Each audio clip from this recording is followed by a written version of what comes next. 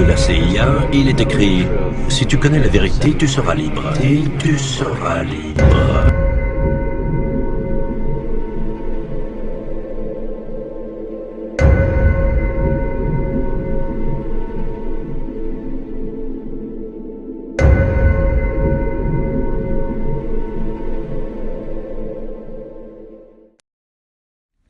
Assalamu alaikum, bonjour à tous. Comme vous avez pu le constater, en fait j'ai retiré énormément de vidéos de la chaîne NMWO, j'ai même été jusqu'à changer son nom. En fait, si j'ai agi de la sorte, c'est pour une bonne et simple raison. Allah il nous dit, dans la sourate 39, verset 28, qu'il nous a fait descendre en fait un Coran en langue arabe, dénué de tortuosité, afin qu'il soit pieux. Très peu aujourd'hui vous enseignent que l'un des fondements de l'islam, c'est d'avoir en fait une science claire, sans équivoque, sans ambiguïté, sans tortuosité. Allah il demande en fait aux croyants de n'avoir aucun doute, aucun, de croire en lui, fermement. Et malheureusement aujourd'hui on peut constater que les sources sur lesquelles nous nous basons sont plus qu'à désirer. Allah est clair. Il nous dit, bien au contraire, nous lançons contre le faux la vérité qui le subjugue, et le voilà qui disparaît. Et malheur à vous pour ce que vous attribuez injustement à Allah. Si en fait je reviens sur tous ces ayats, c'est simplement pour vous démontrer, par un exemple clair, en un seul ayat, que notre religion a été infiltrée, a été totalement biaisée par les hadiths.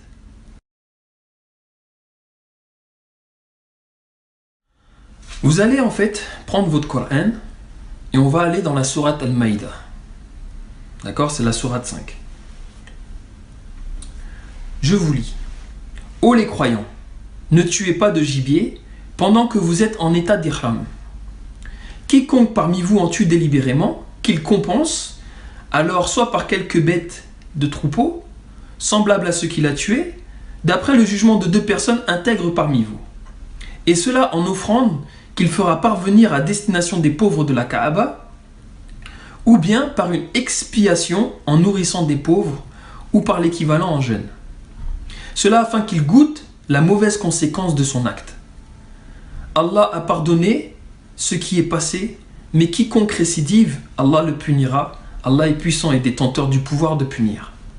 Là on passe sur le ayat sur lequel nous allons méditer, Inch'Allah. La chasse en mer vous est permise, et aussi d'en manger, pour votre jouissance et celle des voyageurs. Pour votre jouissance et celle des voyageurs. Et vous êtes illicite la chasse à terre, tant que vous êtes en état d'ihram. Et craignez Allah vers qui vous serez rassemblés. Puis pour vraiment vous contextualiser les ayats, pour vous montrer vraiment que là on parle du pèlerinage à la Mecque, Allah il dit, Allah a institué la Kaaba, la maison sacrée, comme un lieu de rassemblement pour les gens. Il a institué le mois sacré, l'offrande d'animaux et les guirlandes, afin que vous sachiez que vraiment Allah c'est tout ce qui est dans les cieux et sur la terre, et que vraiment Allah est omniscient. Donc revenons sur le ayat 96. Ça va aller très vite, Inch'Allah. La chasse en mer vous est permise, et aussi d'en manger, pour votre jouissance et celle des voyageurs. Vous avez compris? Où est la mer à Mecca? Et ce ne sont pas les voyageurs qui ramènent le poisson. Où est la mer à Mecca? Il y a bien la mer à Jeddah, sur les côtes. Mais de la Masjid al-Haram, la mer est à combien de kilomètres? Très exactement, lorsque l'on prend Google Earth, qui est un outil très performant aujourd'hui pour justement faire disparaître le faux, on peut voir que nous sommes à 75 km. 75 km. Aujourd'hui, on pourrait dire, bon, c'est rien, c'est une petite distance. Auparavant, les pèlerins empruntaient les routes vers la ville sainte à pied ou à dos d'âne ou de chameau, au prix d'un voyage périlleux.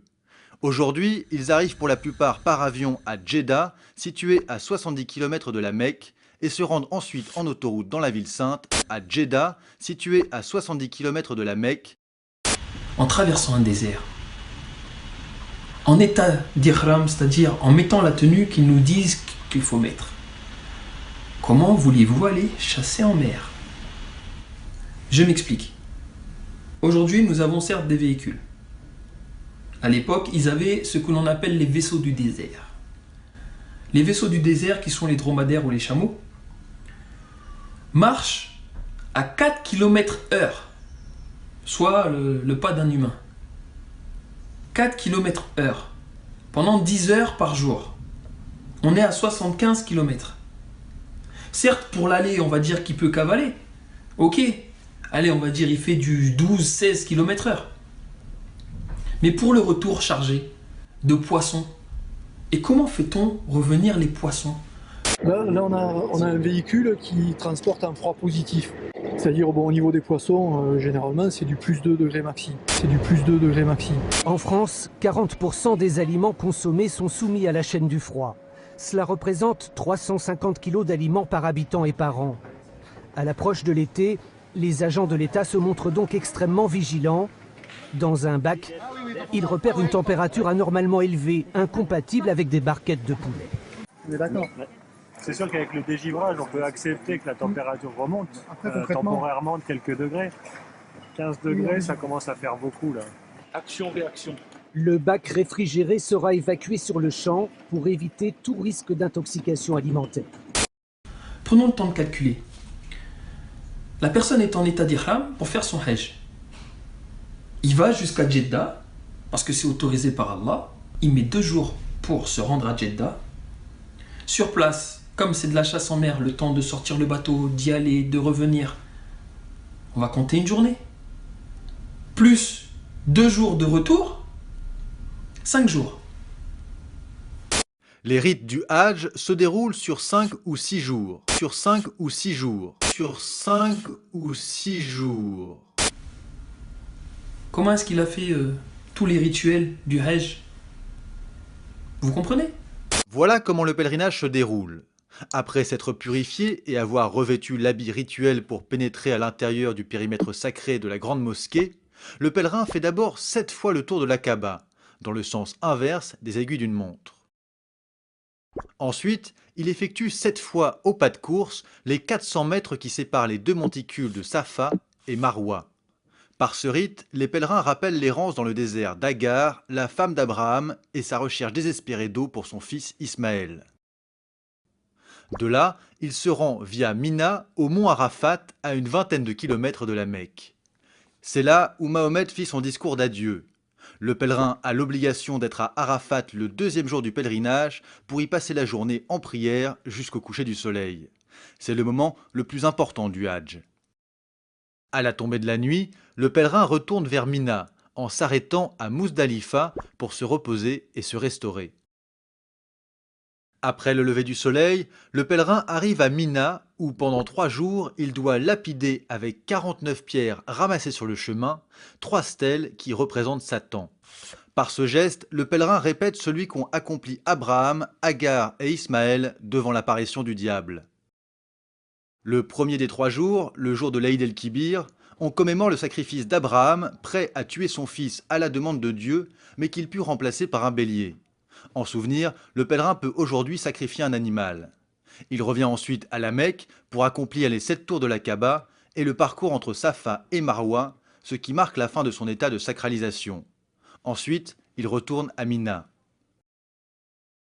Après les nuits passées à Mina, le pèlerin revient à la Mecque et y accomplit une dernière fois les 7 tours de la Kaaba et le parcours entre les 2 collines, ce qui marque la fin des rites du Hadj. N'y a-t-il pas un problème? Mais si ça s'arrêtait là? On nous parle en fait de Miqat, Miqat.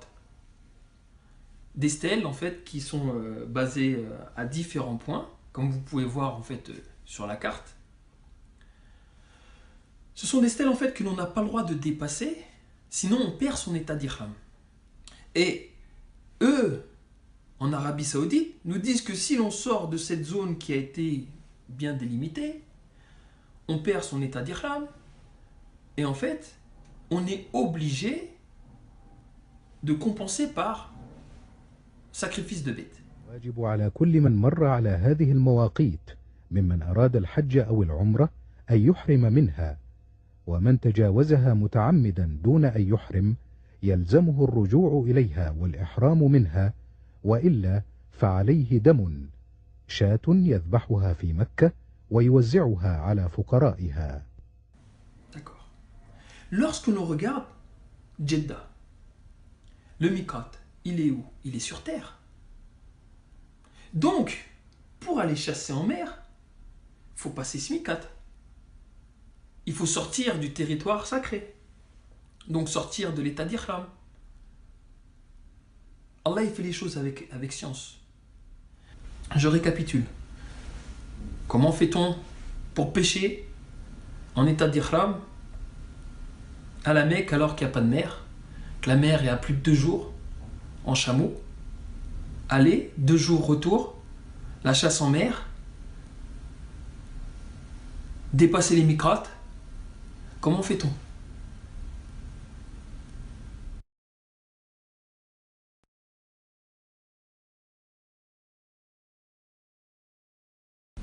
Aujourd'hui, vous avez Mahomet ben Salman ibn Saoud qui vous dit que le wahhabisme, c'est eux qui l'ont en fait établi sous l'ordre des occidentaux.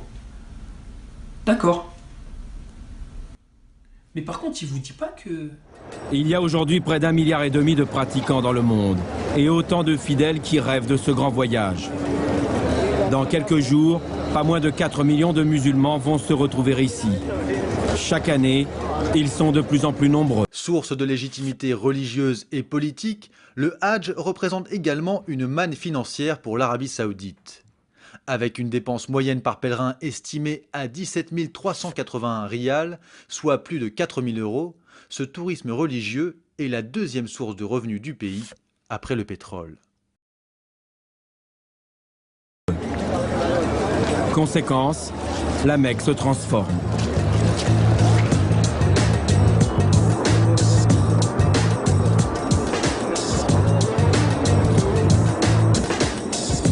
Les Saoudiens voient grand, partout les projets immobiliers foisonnent. La ville est un vaste chantier. Ici, il y aura un hôtel, là un palace, des boutiques, plus loin des centres commerciaux.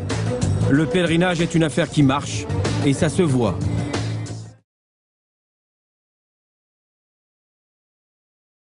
نحن فقط نعود إلى ما كنا عليه الإسلام الوسطي المعتدل المنفتح على العالم وعلى جميع الأديان وعلى جميع تقاليد الشعوب.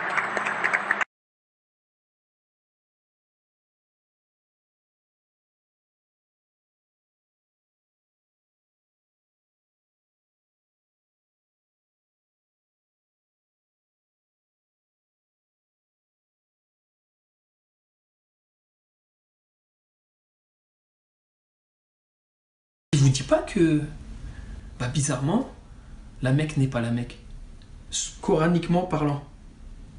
Oui, certes, les hadiths. On peut revenir sur tous les hadiths. Mais est-ce que vous connaissez Jean-Louis Bochart? Non? Le Suisse, orientaliste, qui a infiltré la Mecque et qui justement a écrit des recueils et autres. Bochart, non, ça vous dit rien? Ok. On y reviendra, on va faire une vidéo complémentaire là-dessus.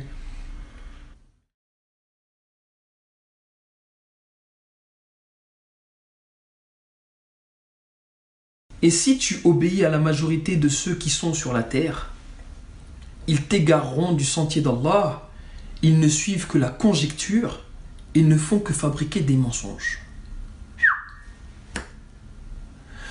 Qui aujourd'hui est la majorité des gens sur terre? Il suffit simplement de faire un calcul tout simple. Chrétiens, juifs et musulmans. Les 3 religions des Écritures, les 3 religions du livre, sont pratiquement 4 milliards. C'est eux la majorité, puisque les autres sont des petits groupes Mais cette ayah est appuyée par un autre qui vient confirmer le fait que ce sont bien les gens du livre. Écoutez. Ô les croyants, si vous obéissez à un groupe de ceux auxquels on a donné le livre, il vous rendra mécréants après que vous ayez eu la foi. Et donc, selon vous, les gens du livre, les musulmans actuels n'en font pas partie? Mais pourquoi Allah il fait une distinction?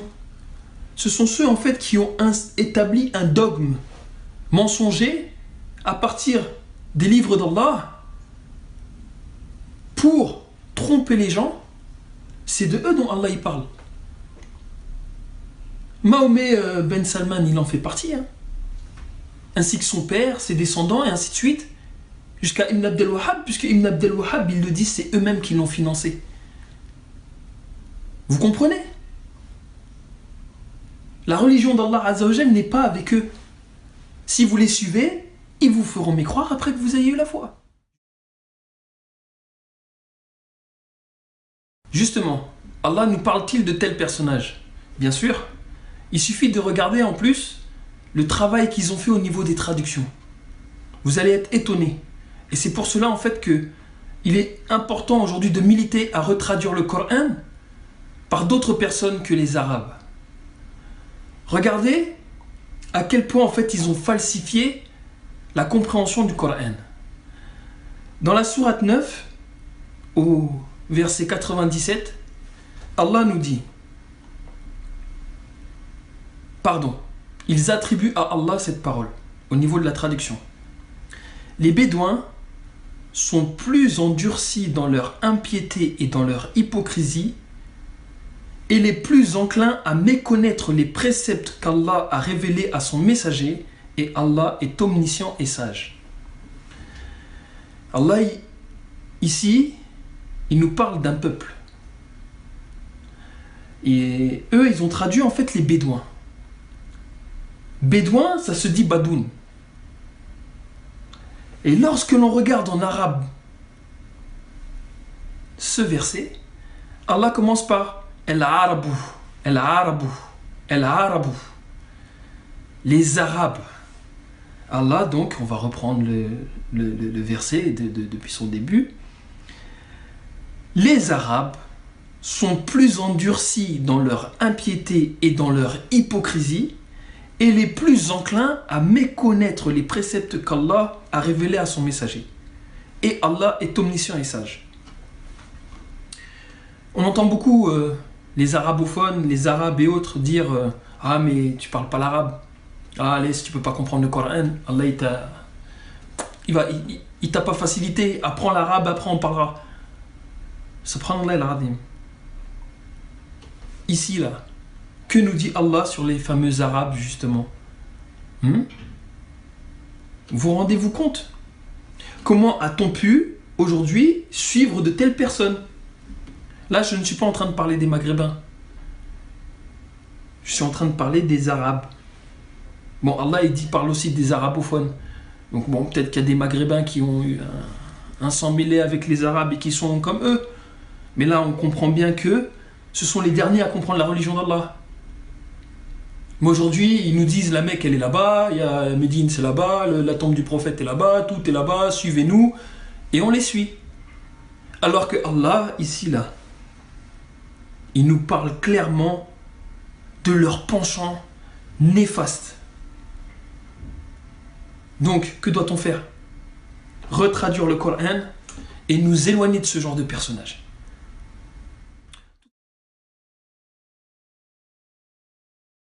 Allah il nous dit,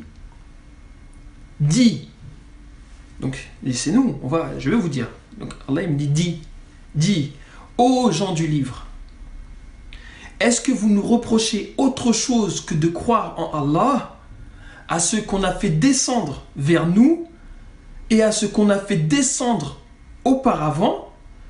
Mais la plupart d'entre vous sont des pervers. Bon, pas tous, mais la plupart d'entre vous sont des pervers. Allez-vous aujourd'hui me reprocher de m'en remettre qu'à la parole de Allah? et à la parole qu'il a fait descendre avant. Alors que Allah, il a bien dit que le Coran, il est venu comme confirmateur des paroles précédentes. Allah, il nous dit surtout que lorsque l'on ne sait pas une chose, que doit-on faire? Lorsque l'on ne sait pas une chose, Allah nous dit: et si tu es en doute sur ce que nous avons fait descendre vers toi, toujours descendre, interroge alors ceux qui lisent le livre révélé avant toi. La vérité certes t'est venue de ton Seigneur, ne sois donc point de ceux qui doutent.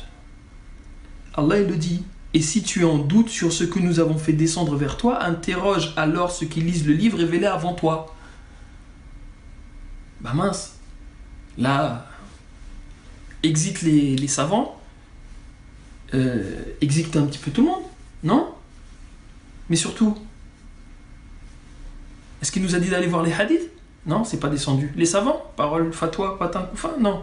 Non, Allah Azza wa Jalla est clair. Ce qu'il a fait descendre sur nous. D'accord? Et Allah, il le dit: qui se déclarera l'ennemi de Gabriel? C'est lui qui, par la permission de Allah, a déposé sur ton cœur le livre destiné à confirmer les livres sacrés, venus avant. Il y a un autre ayah: il t'a envoyé le livre contenant la vérité et qui confirme les écritures qui l'ont précédé. Vous qui avez reçu des écritures, croyez à ce que Allah a fait descendre du ciel pour confirmer vos livres sacrés, ce qui était avant. Après les autres prophètes, nous avons envoyé Isa, fils de Maryam, pour confirmer la Taurat. Ce livre, le Coran, n'est point inventé par quelque autre que Allah. Il est donné pour confirmer ce qui était avant lui et pour expliquer les écritures qui viennent du Seigneur des mondes. On suit les écritures. C'est-à-dire que s'il y a une chose que vous ne comprenez pas dans le Coran, allez chercher dans les livres anciens, vous allez comprendre. Parce que le Coran va venir vous confirmer que ceci a été préservé dans le livre. Et Allah, il nous dit, sourate 77, malheur ce jour-là à ceux qui criaient au mensonge. Après ce hadith, récit, en quoi croiront-ils donc? En quoi croiront-ils donc? C'est clair. Allah, il utilise le mot hadith. C'est son récit à lui. Vous écoutez aucun autre récit. Mais vous allez voir que par la suite, dans les prochaines vidéos, Inch'Allah, vous allez voir à quel point le récit du Coran et des autres livres diffère complètement du récit qui nous est apporté par les hadiths. La religion, elle est à qui? C'est la religion d'Allah, mais c'est la religion que Allah a donnée à Ibrahim, alayhi salam. Je le répète, mais il l'a donnée à Ibrahim. Donc les prophètes qui sont venus après ont toujours eu la même religion. Il n'y a pas de changement dans la religion d'Allah en ayant ramené l'islam avec Mohammed et autres. Ça, c'est du mensonge. Mais tout ça va être détruit et démoli bi'idhnillah à force de lecture, à force de méditation et à force d'union entre nous, Inch'Allah.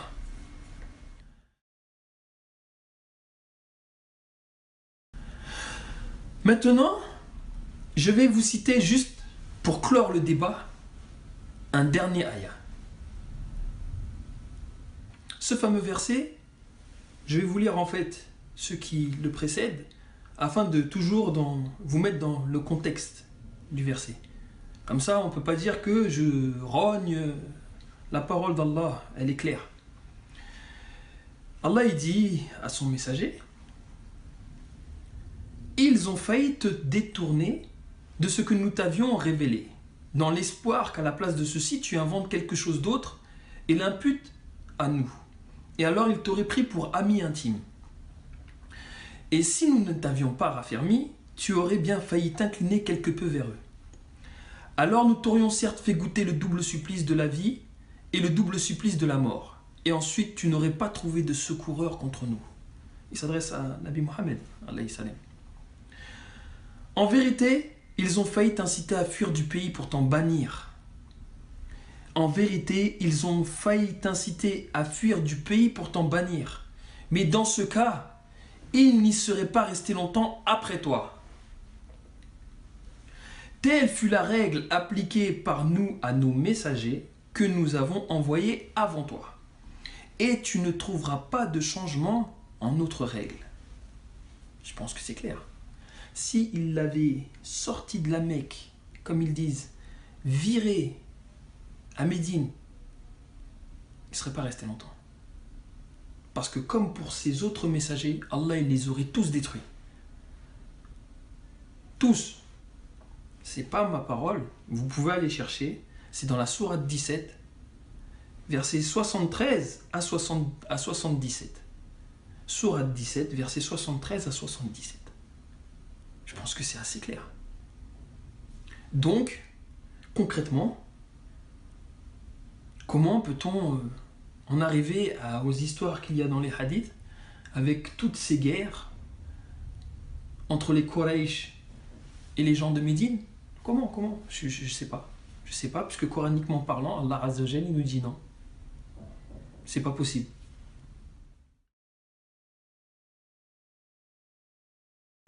Je vais m'arrêter là. J'attends vos réponses, Inch'Allah. Et par la suite, une fois que vous aurez compris qu'il est important que l'on revienne au Coran seul, nous pourrons en fait ensemble méditer, lire et méditer sur la parole d'Allah. Et par la grâce d'Allah Azza wa Jal, Inch'Allah, je continuerai à vous faire des vidéos en vous dévoilant quelle est la véritable Mecca selon le Coran et bien d'autres choses encore, Inch'Allah. Je vous dis à très bientôt. Assalamu alaikum wa rahmatullah. Subhan rabbika rabbi izzati amma yasifun wa salamun ala al-mursalin walhamdulillahi rabbil alamin. Assalamu alaikum wa rahmatullah. À très bientôt. Et j'attends vos réponses.